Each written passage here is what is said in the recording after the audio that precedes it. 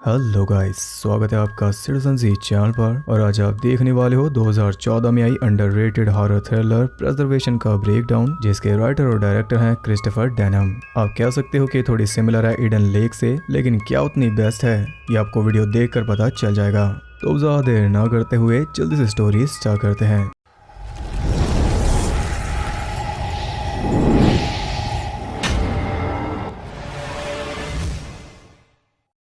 Movie के start में हम देखते हैं वेट, उसके हस्बैंड माइक और माइक के भाई शॉन को, जो कि जा रहे थे हंटिंग ट्रिप पर। इनके साथ है शॉन का डॉग बक। इस ट्रिप का रीजन है विट और माइक का फीका रिलेशन, क्योंकि विट से ज्यादा टाइम माइक बिताता है अपने फोन के साथ, जिसके साथ वो भी लगा है, और विट पड़ी है पिछली वाली सीट पर। विट चाहती है कि इनके रिश्ते में सुधार आए, और माइक चाहता है कि शॉन अपने पीटीएसडी से डील कर पाए, इसलिए वो शॉन को भी अपने साथ ले आया। जबकि ट्रिप ये होने वाली थी दोनों हस्बैंड वाइफ की।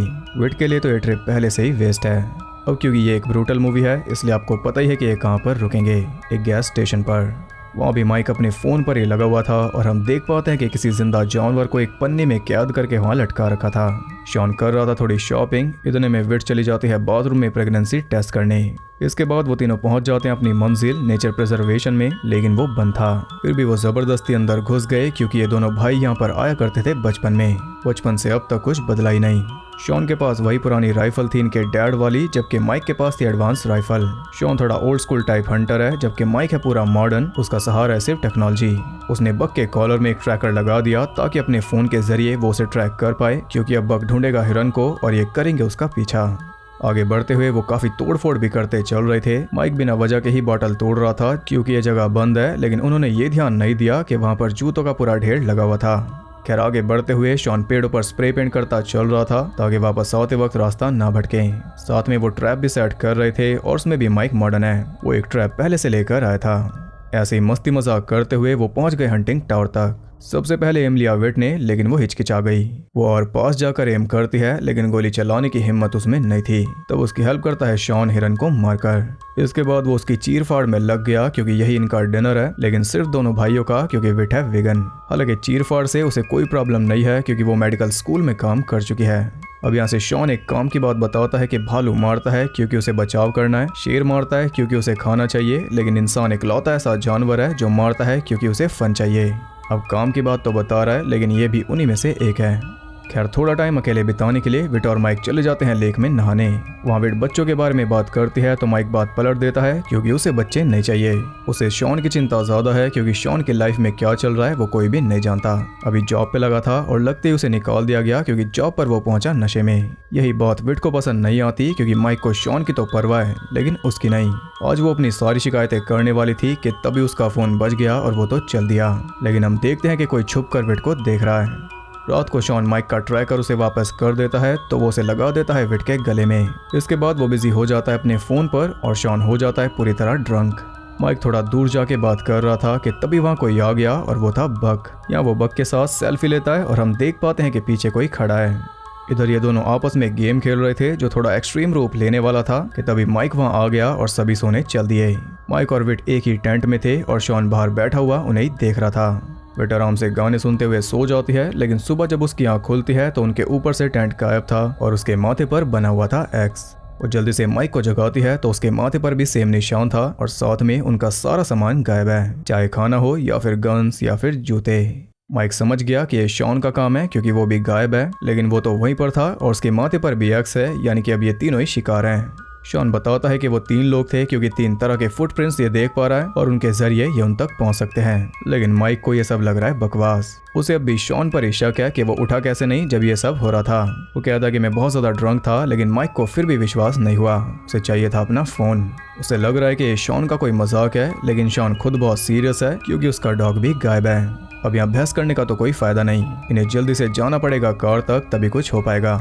शॉन उन्हें ट्रैक पर ले जाकर रास्ता दिखा देता है, जिसके जरिए वो कार तक पहुंच जाएंगे, लेकिन ये इनके साथ नहीं जा रहा, क्योंकि इसे ढूंढना है बक को। लेकिन माइक को ये भी इसका प्लान लग रहा था, जबकि विट शॉन के साथ है। या माइक का शक और ज्यादा पक्का हो जाता है कि शायद इन दोनों का अफेयर चल रहा है, क्योंकि कल रात भी इसने इन दोनों को पास आते देखा था। यहाँ दोनों भिड़ गए। तब उन्हें शांत करने के लिए विट बताती है कि वो प्रेग्नेंट है। यह सुनकर दोनों शांत हो गए, और शॉन चल दिया अपने डॉग को ढूंढने। तब माइक उसे सॉरी बोलता है, और ये दोनों भी चल देते हैं आगे, लेकिन कोई उनके पीछे था। वो उन्हीं पेंट वाले पेड़ों तक पहुंच गए जिनके जरिए वो बाहर निकल पाते अगर उनके साथ छेड़छाड़ ना होती। वहाँ हर एक पेड़ पर मार्क बना हुआ था जो कि शॉन ने तो नहीं बनाया। शॉन ट्रैकिंग में माहिर है, इसलिए वो जल्दी बग तक पहुंच गया, या फिर कहूँ कि उसकी डेड बॉडी तक जिसे लटकाया हुआ था पेड़ पर। ये देखकर वो गर्म हो गया, तभी उसे ठंडा कर देता एक शूटर जो गोलियां चला रहा था हंटिंग टावर से। शॉन ने जल्दी से छुपकर एक लकड़ी का ही वेपन बना लिया।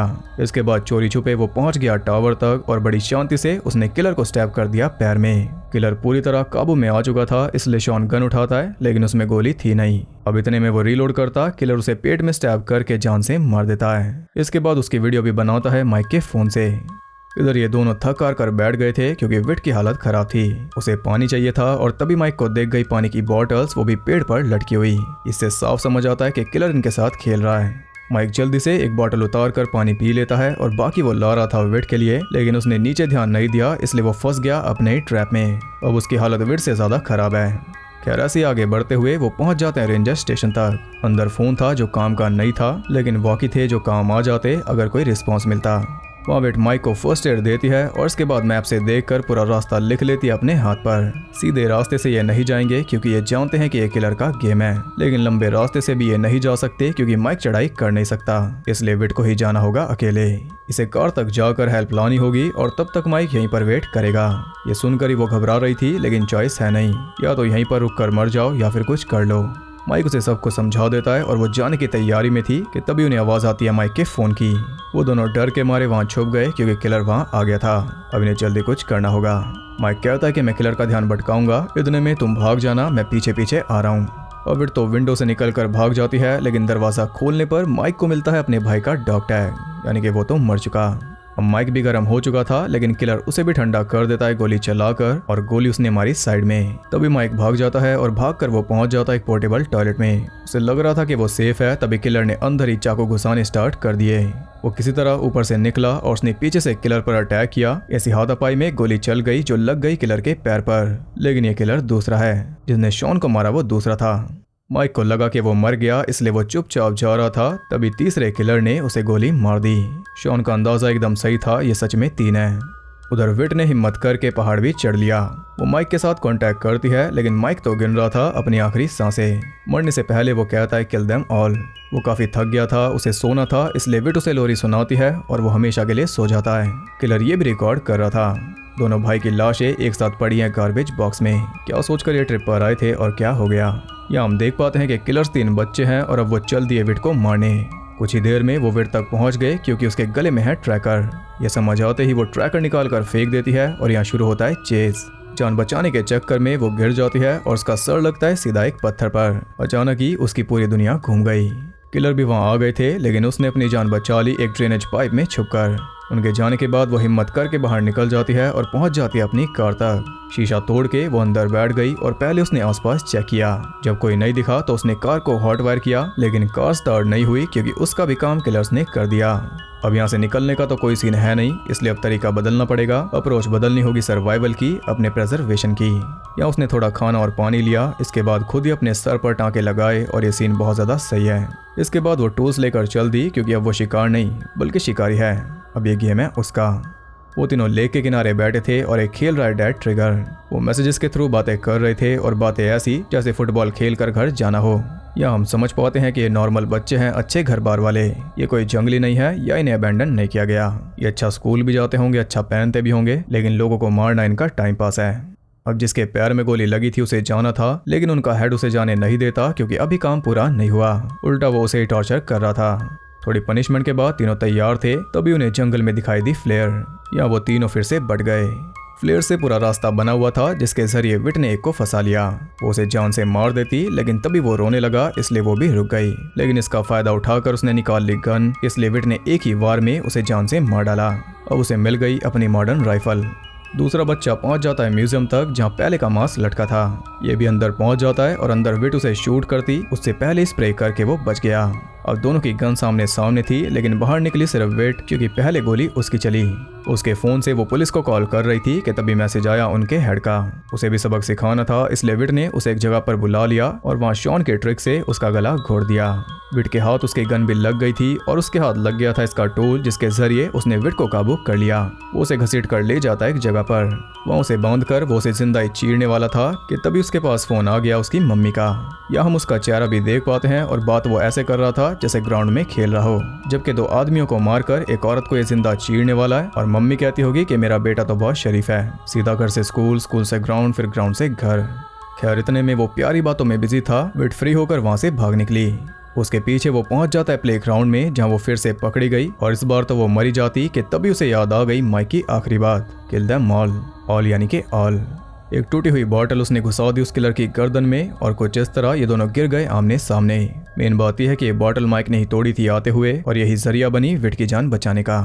यार आखिरी किलर भी मारा गया। इसके बाद विट ने सारी वीडियोस चेक की और इसके बाद वो साइकिल लेकर निकल गई वहां से बाहर। ऐसे वो टाउन में आ गई और इसी हालत में वो चलती जा रही थी, तभी उसे दिखाई दिया एक बच्चा जो अपनी टॉय गन उसे दिखा रहा था। तो बदले में उसने भी दिखा दी अपनी हैंड गन और इसी के साथ ये मूवी एंड हो गई।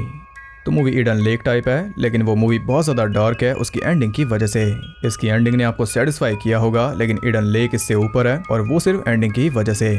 उसकी एंडिंग ने आज तक उसे ब्रूटल बनाए रखा है। तो इस मूवी में थ्रिल था और स्टोरी भी अच्छी थी, लेकिन गोर था नहीं और किल्स भी अच्छे से दिखाई नहीं गई। लेकिन सेटअप इसे काफ़ी अच्छी तरह किया गया क्योंकि स्टार्टिंग में जो कुछ भी दिखाया गया था वो एंड में यूज हुआ। राइटिंग से लेकर फिल्म को पूरा बनने में 2 साल लगे और इसे कुछ अवार्ड्स में भी नॉमिनेट किया गया। 23 दिनों के अंदर ही ये शूट हो गई थी क्योंकि बजट कम था और इसी वजह से एक्टर भी बहुत ज़्यादा हेक्टिक मोड में थे, जो उनकी एक्टिंग में भी काम आया। फिर भी अगर आपको एक्टिंग देखनी है तो ईडन लेक मत छोड़ देना। खैर आप बताइए आपको वीडियो कैसी लगी। अगर आपको वीडियो पसंद आई तो इसे एक लाइक कर देना और कमेंट करके बताओ कि ईडन लेक की टक्कर है क्या। ऐसी और इंटरेस्टिंग वीडियोस देखते रहने के लिए चैनल को सब्सक्राइब करके बेल नोटिफिकेशन कॉल पर सेट कर लो, ताकि नोटिफिकेशन आपके साथ कोई गेम ना खेले, सीधा ही आ जाए। और क्या, और ज़्यादा कनेक्टेड रहने के लिए आप मुझे इंस्टाग्राम पर फॉलो कर सकते हो, वहाँ आपको बहुत कुछ जानने के लिए मिल जाएगा और साथ ही बाकी जगहों पर भी, जिनके लिंक्स आपको नीचे मिल जाएंगे। तो मैं मिलता हूँ आपसे अगली वीडियो में, तब तक के लिए सबको बाय।